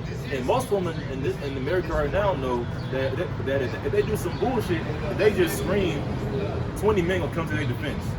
She can be a demon all fucking night. She can hit you and beat up on you. As soon as you push her off you, 10 niggas come in, "You're hitting a female nigga, that's some bitch ass shit." No, what's some bitch ass shit? Is she over here antagonizing everybody, man? Being a harlot in the streets and a demon with her tongue, man. Antagonizing everybody. She's being a demon.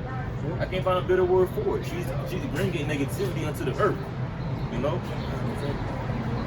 You got that? God, this is going to be the book of Isaiah, chapter 33, and verse 18, and it reads, Thine heart shall meditate terror. Where is the scribe? Where is the receiver? Where is he that counted the towers? Yeah, your heart shall meditate terror. Where is the scribe? He gonna be there too, doing what? Meditating terror. Yeah, the scribe, a scribe is like Baruch, like the Baruch the Apocrypha. Baruch was the scribe to Jeremiah. Baruch wrote down most of Jeremiah's whole history, you know? So that's what the scribe is. I guess you say technically that Aaron was helping. But Moses had certain scribe right now. What Moses did to Moses did that. That's what the scribe is. So in the kingdom of heaven, they're gonna be doing the terror stuff too. Now you would think that's a nerdy thing to write books all day.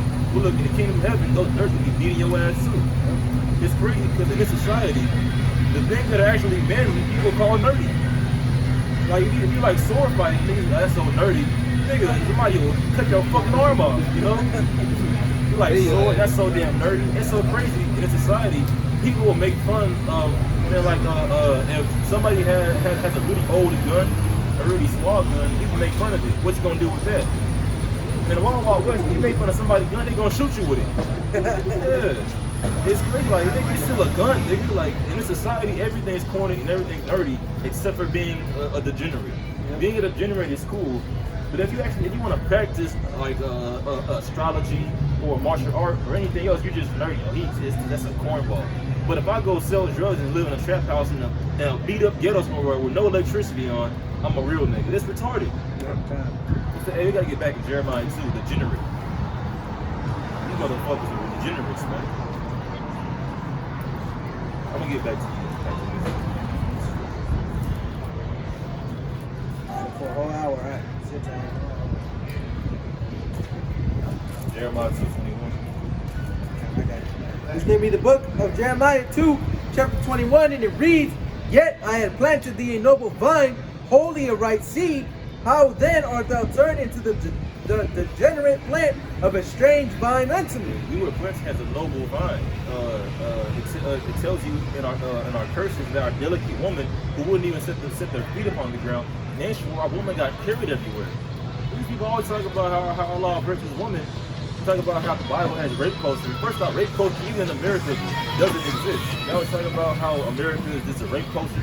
So there's never been a time in history, in any culture ever, where men encourage people, yeah, go out there and rape our country woman. Go ahead and do it. Even in the Bible, marriage is encouraged. The rape law is there in case it happens, because they happen here and there. They can be on some shit sometimes. It happens. If rape was encouraged, people read the Bible and say it's rape culture. Why didn't Jacob rape Rachel and Leah? Because marriage is encouraged. But rape happens, it happens. That's why the law is here, because it happens sometimes. Murder, all that. Yeah, that marriage is encouraged. See, our people have been turned to a degenerate vine where they scoff at the heavenly ways now.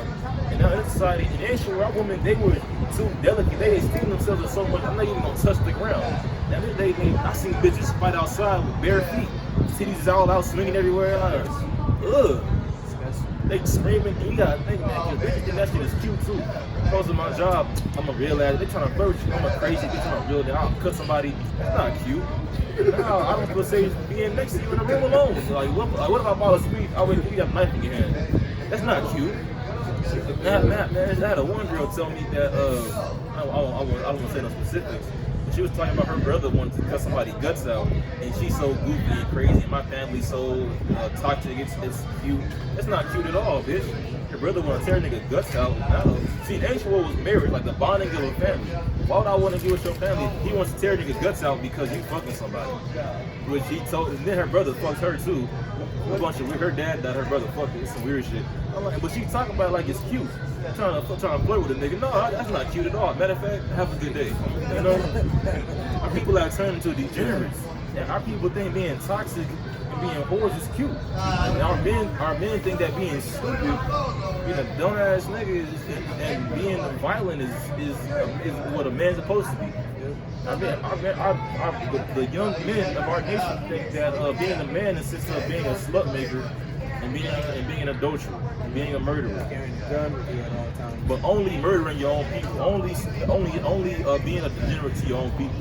Because whenever a Southern white man come around, niggas be speaking, they speak better, they straighten up, they oh, you know, it's white people came in there acting goofy and shit. But if a nigga walks in there and say, cuz, what's happening, nigga, where you from, cuz? All this bullshit. And imagine oppressing your people in a world where everybody else already oppresses you. Especially over a color or some street that you don't even fucking own. You know?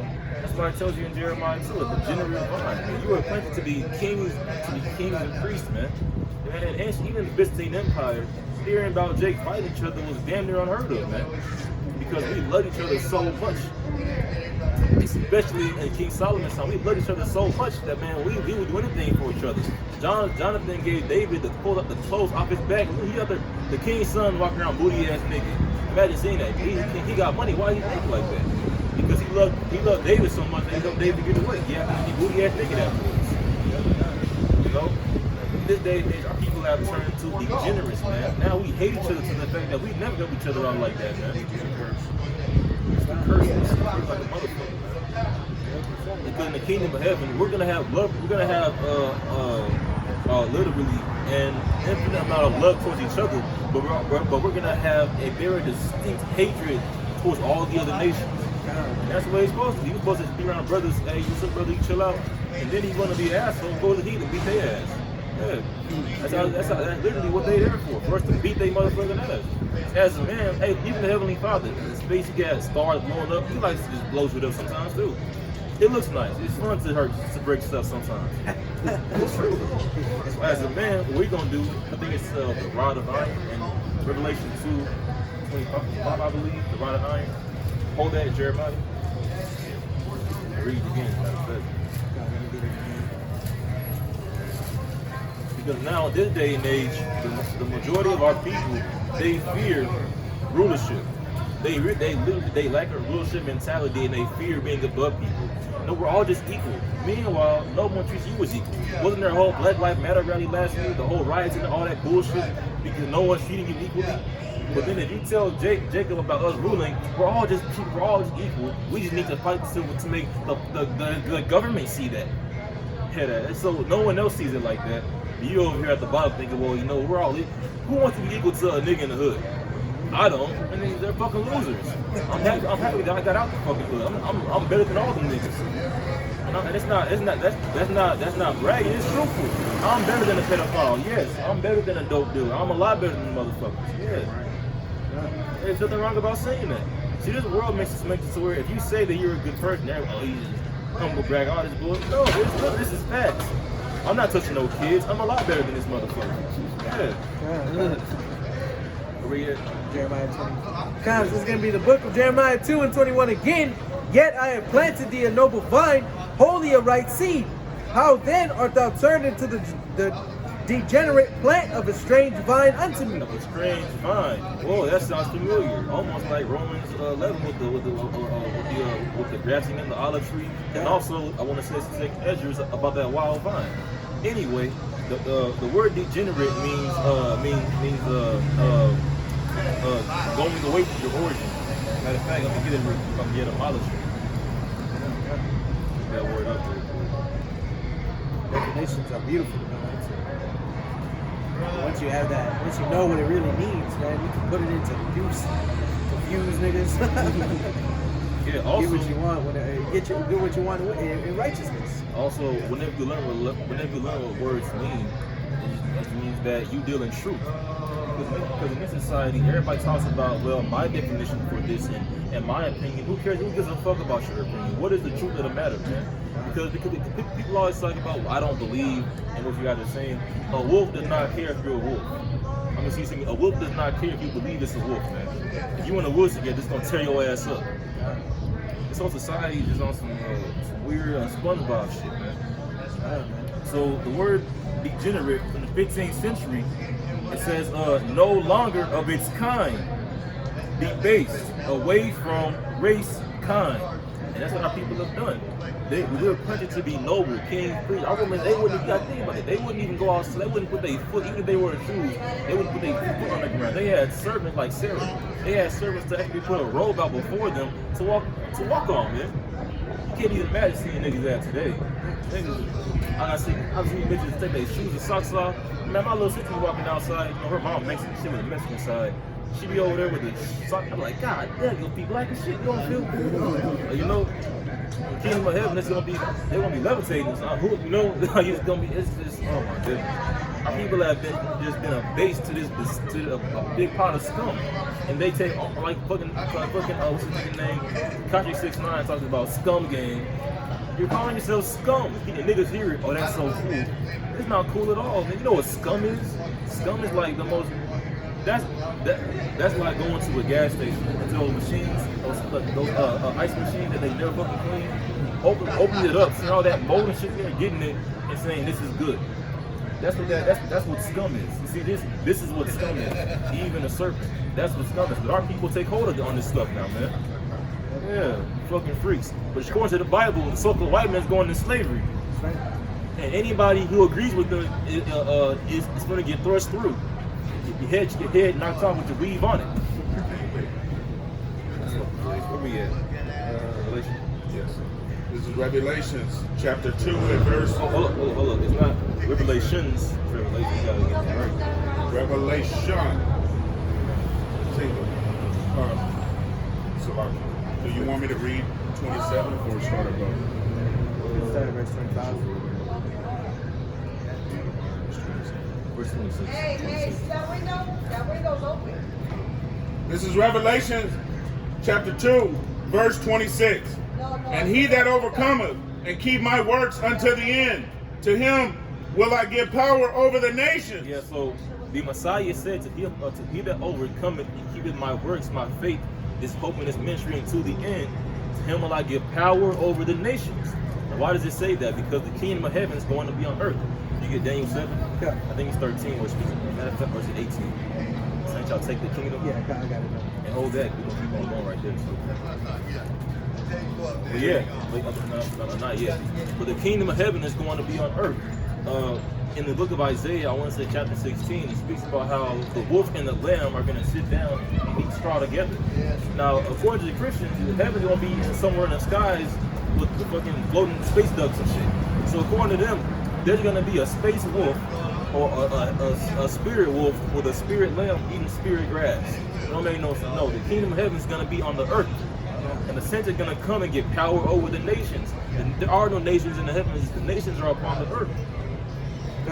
So this is going to be the book of Daniel chapter 7 and verse 18, and it reads, "But the saints of the Most High shall take the kingdom and possess the kingdom forever, even forever and ever." Yeah, the saints of the Most High shall take the kingdom. What was that? You know, Esau isn't going to, well, you know what, I have my fun, here you go. Oh, you have to beat this nigga up. That's how rulerships come and go, through war. Through somebody losing, from someone taking a major, someone getting thrust through. I want to say verse 13, which speaks about the nation and the earthly part. Okay, I'll start at verse 13. This is Daniel 7 and verse 13, and it reads, "I saw in the night visions, and behold, one like the Son of Man came with the clouds of heaven, and came to the Ancient of Days, and they brought him near before him." Came with the clouds of heaven, meaning those chariots, the so-called UFOs. In the Bible, within the Bible, UFOs are identified as the chariots of God. Go ahead. God, so it says, "And there was given him dominion and glory and a kingdom, that all people, nations, and languages should serve him." That all people, nations, and languages should serve him. And pertaining to Romans 8:16, we're going to be joint ears with him in that rulership. God. Now, we're not going to have the same rank as Yahushua, of course not. But he's gonna give every man according to his portion to rule over. Gotcha. You are a faithful servant, be thou Lord over 10 cities. You are a faithful servant, be thou Lord over 100 cities. And then after some time, hey, you know what? Hey, your house not gonna grab you up. Hey, I want to show you something. He's gonna take you in a chariot. Hey, be thou Lord over this galaxy. Be thou Lord over these planets. Be thou Lord over this nebula. Over this quadrant. Well, damn. and that's the reality of it too. God, that's right. Let's get back in the Revelation chapter 2, verse 27. "And he shall rule them with a rod of iron." We're gonna rule them. We're not gonna rule them like, oh, you know, let me give you a fine or a ticket, and then we're gonna beat your motherfucking ass. Actually, Salaki, we are gonna have some fines because we're gonna rule by the law. according to our laws, certain transgressions you pay a fine for. But ultimately, especially when you Edomites, we just gonna, as soon as you fuck up, they just can't do right. Look at these criminals, gonna beat their motherfucking ass. Because the same thing that they done to us here, man. I mean, back in chattel slavery, it was a certain punishment. I forget what it was called. They would bury our bodies into the dirt and put sugar all over our faces and let the ants eat our faces off, man. Tar and feather. This is when the kingdom, yeah, tar and feather. They should actually put tar all over those feathers on us. That should be hot, sticking to you. Fucking your body, getting in your eyes, you can't breathe or whatever. You're over suffocating, running around. You saw a point at you and laughing at you, calling you a nigger, man. Yeah. Making your children, your wife, and your daughter watch this shit. Your parents watching it, and your father can't do nothing about it. Or your father got sold somewhere else a few years ago, so he ain't even there, you know. So everything that they've done now is going to be turned back to you. Well, Esau always talks about forgive and forget. They took everything over. Now they're the trillionaires, and now they're preaching. We should really focus on love. We need more love in the earth. After you done murdered everybody, and stole everybody's heritage, stole everybody's treasure, stole everybody's lands. To this day, U.S. military bases over there oppressing people in different lands. It's Palestinians being murdered by these raiders over there every day. But now it's all about love. Get the fuck out of here, man. This love shit y'all talks about, it doesn't exist. Even in the kingdom of heaven, we're not gonna see you and love everybody. We're gonna hate you people. You need the mice, man. That's right. Where we at?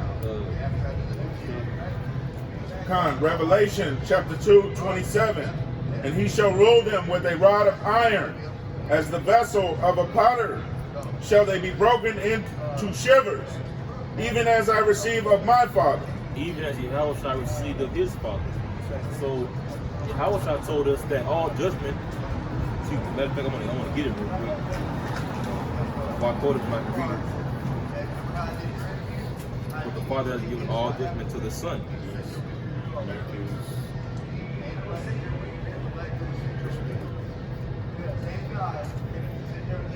I forget where it says.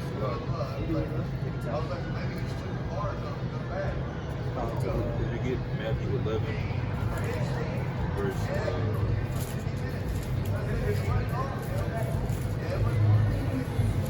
Matter of fact, that one says it, but it doesn't hit the point that I want.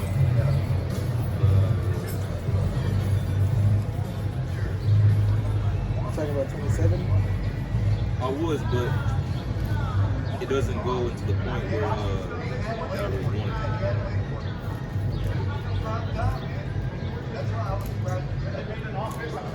Here it is. It's going to be John chapter 5, verse John 5 and 20. This is going to be the book of John, chapter 5, and I'm going to start at verse 20, and it reads, For the Father loveth the Son, and showeth him all things that himself doeth. And he will show him greater works than these, that ye may marvel. For as the Father raiseth up the dead, and quickeneth them, even so the Son quickeneth whom he will. Yeah, now, how does Yahweh quickeneth whom he will? Because all that power was given to Yahweh from the Father. So it says, verse 22, For the Father judgeth no man, but hath committed all judgment unto the Son. So all judgment was committed to the Son. Break it down. So that doesn't mean that Yahweh is just made void and null and void now, man. It just means that the power was transferred over from Yahweh to Yahweh's Son, man.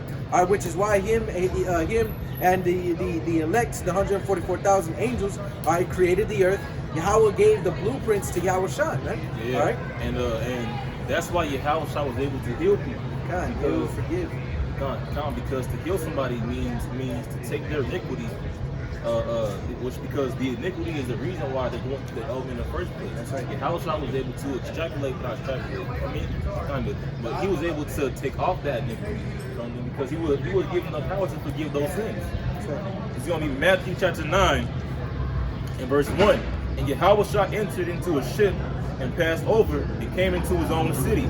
And behold, they brought to him a man sick of the palsy, laying on a bed. And Yahweh, seeing their faith, said unto the sick of the palsy, Son, be of good cheer, thy sins be forgiven thee. That's right. So Yahweh was able to make people, Well, he was even empowered to forgive the sin of the person to the point where they got healed. And the Lord looked down and the Lord, okay, I agree with this because the Son, because the heavens, Yahweh gave that power to Yahweh Shai, meaning that Yahweh and Yahweh Shai are on the same vibration, one mind and one body. All right, and then Yahweh Shai gave that power to his disciples. I'm trying to find that too. Get Acts 1:8. No, that speaks about it. That's a future prophecy. Yeah, I forget exactly where it is. I'm about looking for it in the next 10 minutes. But yeah, man, all power is given to Yahweh Shai, and Yahweh Shai promised us to be joint heirs with him if we continue in sobriety and continue in our faith, man. You know, hey, and all we gotta do is believe and pray that we're the ones that the Lord imputed,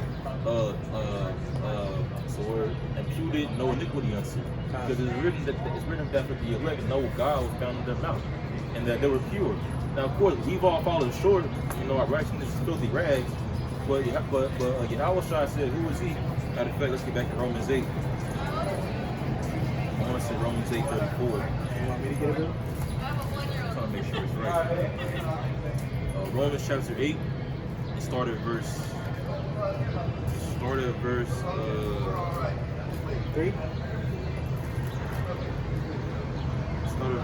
29. This is going to be the book of Romans chapter 8 and verse 29, and it reads, "For whom he did foreknow, he also did predestinate to be conformed to the image of his Son, that he might be the firstborn among many brethren." Yeah, so destiny is a real thing. We were destined to be right here, right now, since the beginning, since before the beginning.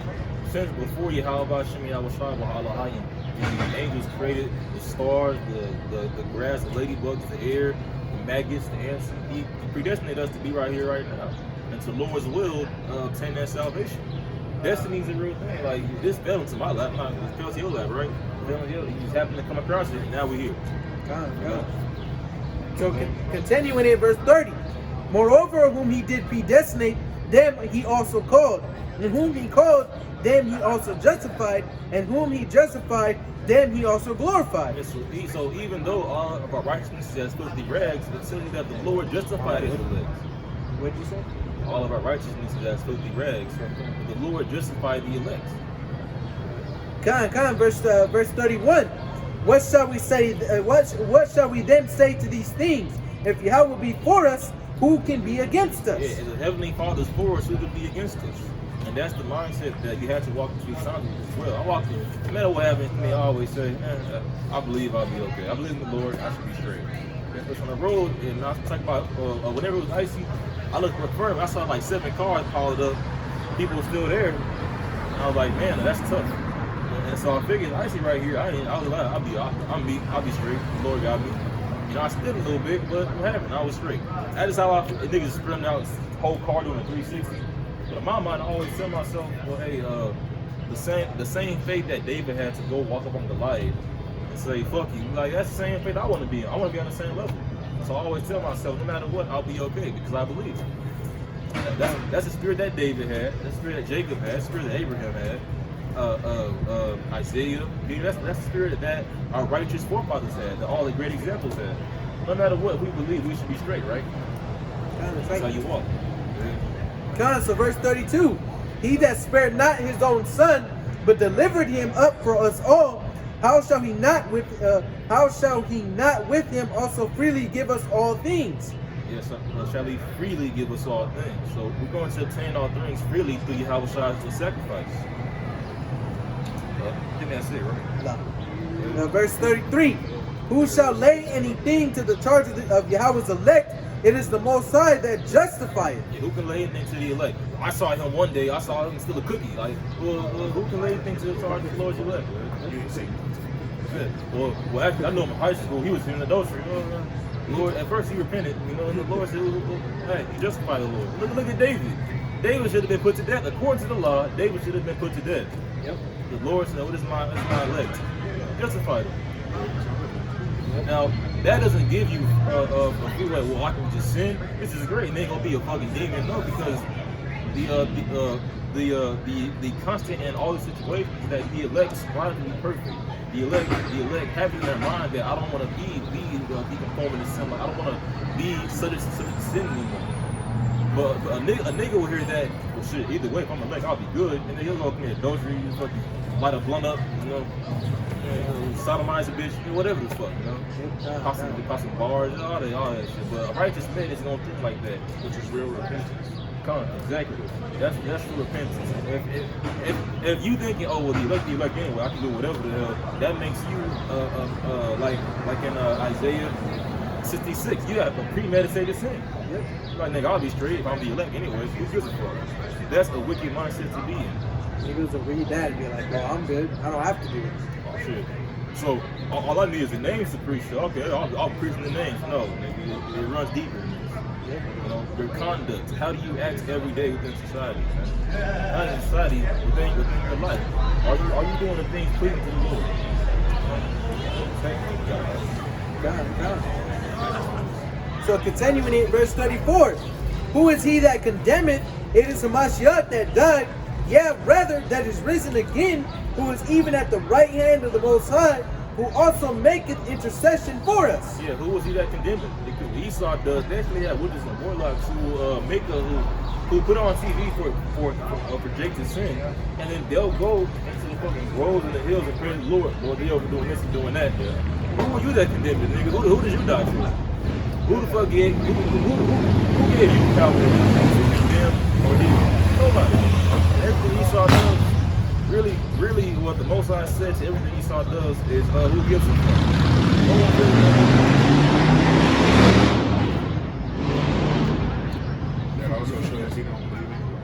Yeah, exactly. Because he'll look at Jake and say, well, look, they're doing X, Y, Z, and then they'll go and do the same shit times 10. Yep, that's right.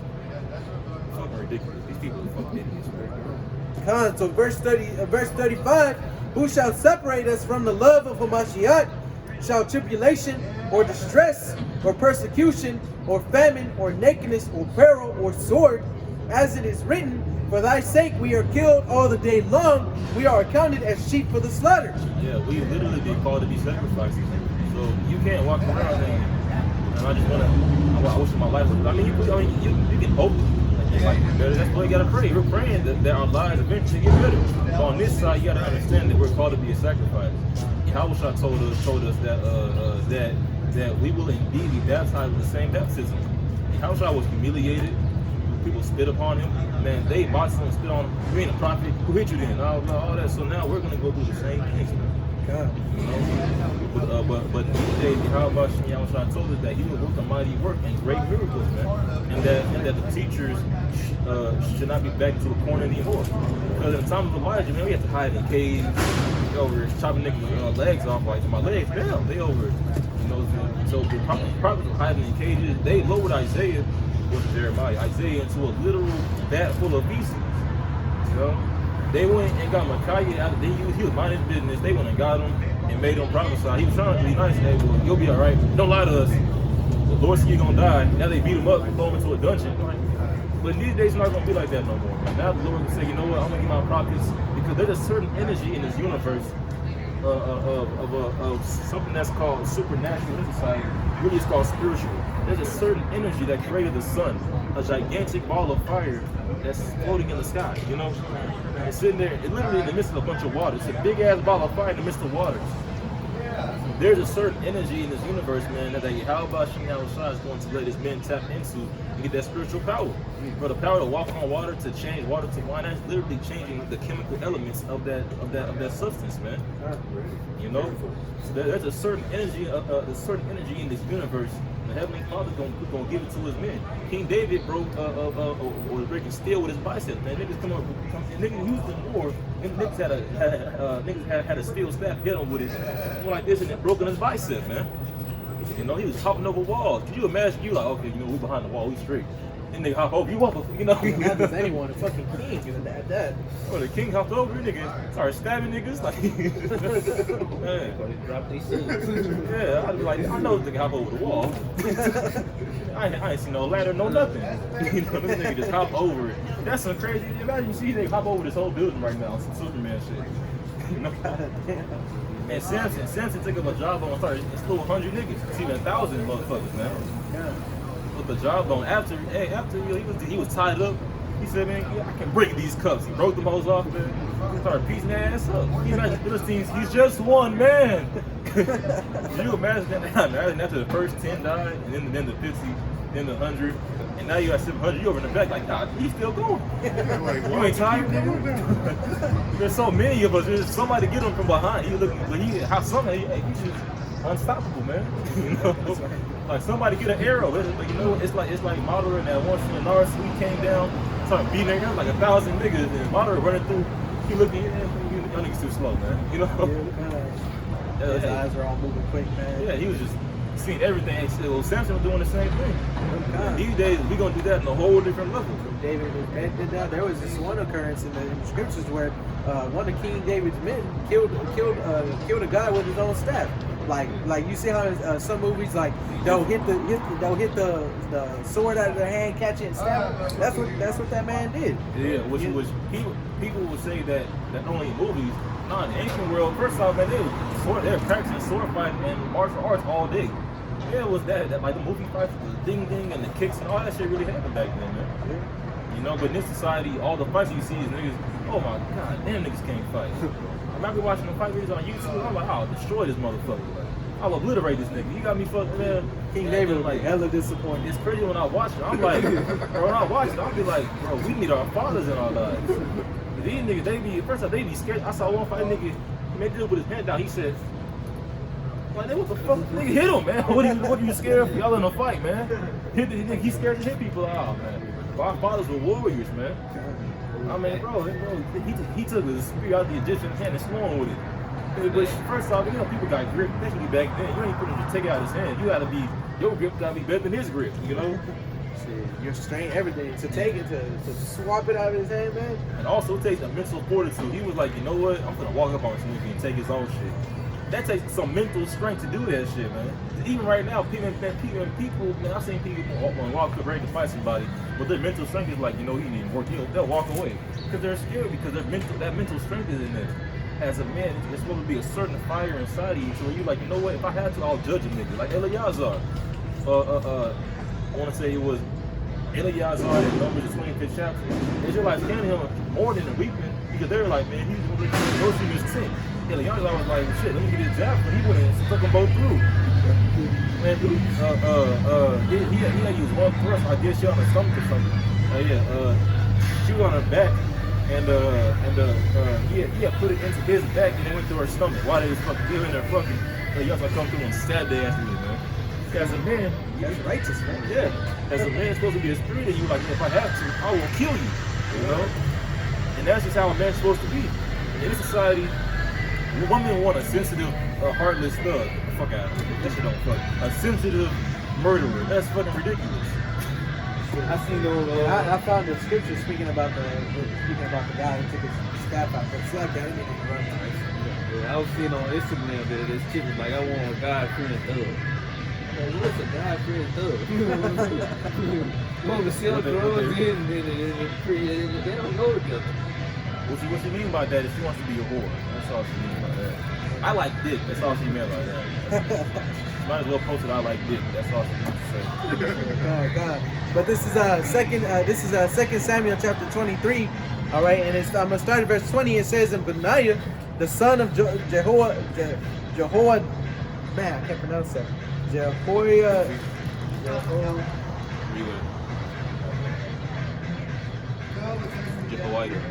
Jehoiada, the son of a valiant man of Kabzeel, who had done many acts, he slew 2 lion-like men of Moab." To lion-like men of Moab. Because once again, back then, you was practicing. You don't have no fucking TV and Xbox. Man, you was actually, man, you were doing Skyrim in real life. You was out there training, jumping over shit, climbing trees and all that. Like, there's a movie called Malcolm X from like the 80s, something like that, with Denzel, and they grown men, playing in the streets, they, dancing and everything. They climb as grown men climbing trees. And right now, if you do that, and people are so childish and all that, but they was actually in the earth doing stuff, man. Right. And that's why to this day, my grandfather has some strengths on him.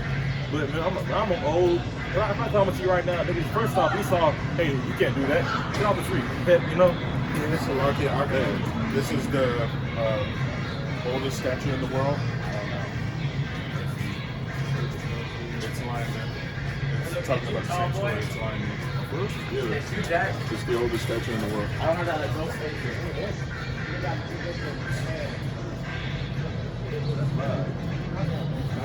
Like Moab. So yeah, man. Hey, back then, the warriors of the nation were warriors. Like they trained all day. You heard me? Like now, of course, they have their families. Most of their time was spent in them cats training up to be a warrior, man. training their sons and everything. Yeah. So he went to the true lion like man. So back then they probably had a interpretation. They could have been called the Lion Brothers, some shit. You fucking know, man. You know. And he was like, man, fuck them niggas. You know? God. So it says he went down also and slew a lion in the midst of a pit in time of snow, and he slew an Egyptian, a goodly man. Hey, that's some lies. I'll let you know when you like beat this line up. Then you find a lion in the snow too, and that's when it takes a mental fortitude as well. You in the cold, you a lion throw you on the ground, it's cold. This society, he's like, oh my God, it's cold. He wasn't worried about that shit. He's like, I'm gonna beat this lion ass. Now in this society, if lion attack you probably think, oh my God, oh Lord, please, what do I do? He was like, in his mind, he was like, I'm gonna beat this, I'm gonna kill this lion. Right now, see a big bull. Oh my God, no, you running away from him. Yeah, man. He saw a lion and said, I'm gonna kill this motherfucker, man. You know, your energy will not conquer my energy. And that's the way to, as a man, you're supposed to think like that. Your energy will not conquer my energy. God, so continuing in verse 21, and he slew an Egyptian, a goodly man, and the Egyptian had a spear in his hand, but he went down to him with a staff and Walked up on to and plucked the spear out of the Egyptian's hand and slew him with his own spear. That word plucked is so funny. Yeah, which it's a huge shame to be killed by your own weapon. You in today's society, someone take your gun out your hand and shoot you with it, that's a shame. How they took your gun? They had me at church. What? I believe it. Like, that means they take your gun and shoot you. Come on. Look, It was in your pocket, nigga. That's bad. He went down with a staff and just plucked that out of his hand, man. Like the way I'm imagining is he's going down with the staff and the Egyptian's standing there like this and he just catching stab him out of his hands, man. That's crazy. Our people were on some other stuff back then. The East ought to be like, no, they take the steroids. No, man, we were godly men. We believed and we had a certain energy to us to where if our forefathers come back, King David would kick our ass, man. We'd be like, man, y'all still babies. You would be able to stop, and nigga be. I mean, he probably fucking break this tree and smack you with it. Come here, nigga. Yeah, come on. They was strong as shit. Like man, and then like it's like you know, pretend to the curse, you know, like generation. We get weaker with every generation. We pretend to the curse. Yeah. But also, man, look at the foods. I always say this too. Like even back in like the 80s, like the 80s, 70s, man, like the basketball players and the boxers. Can't nobody fight or move like that anymore because the food and everything, and also the curse. Look at the food, the mental state, the radiation, everything. It's looking more and more destroyed. Even though King David was considered short of his nation, he'd be taller than all of us now. He'd be taller than this. Well, they say that he's probably about that height as this left right here, and he was known as one of the short men, and that's why whenever Bible scholars really study the Bible, they say, oh, this can't be real because everybody's too big and everything weighs too much. No, just that over time we got weaker and weaker. To this day, there's a museum with gigantic armor in it. It was probably just made for show. Nigga, who gonna make the armor? No, nigga, that's how they was wearing it, man. There are men who were that big. Matter of fact, there's giant skeletons discovered all the time, but the media covers it up because that goes against evolution and the whole Big Bang bullshit. You know, as a matter of fact, I might do a whole lesson going to giant skeletons. Even in college, I remember one day in college in my history class, my teacher had shown us a picture of an Aztec skeleton. You know, people standing next to it, and I was like, hey, professor, whatever the fuck his name was, I was like, how big is that skeleton? He started looking, and then he had looked at it, he was like, man, it does look pretty big, huh? And I was like, yeah, how big is it? He was like, He looked it up. He was like, it's about 9-10 feet tall. God damn. When you're just looking at it, you think it's a skeleton. But you gotta look and see the proportions and how big they are compared to it. This nigga's fucking huge. You know? Like, man, and now, to this day, now, the modern day Aztecs and Mayans are tiny. They're short now. All according to the curse. Yep, that's right. You know? We've been cursed on this side, man. Back then, we now didn't this stand car a chance, man. Yo, but now this car is known for being short now. But back then, that was like 9-10 feet tall. Man, I ain't got nothing to say. I'm done, man. What are y'all? We closing our brother. All right, come on, man. So with that being said, we want to give all praises, honor, and glory once again unto Yahweh, Ba'Shem, Yahweh Shai, Ba'Shem, All Yahweh Kodash. right, until the next time we say Shalom.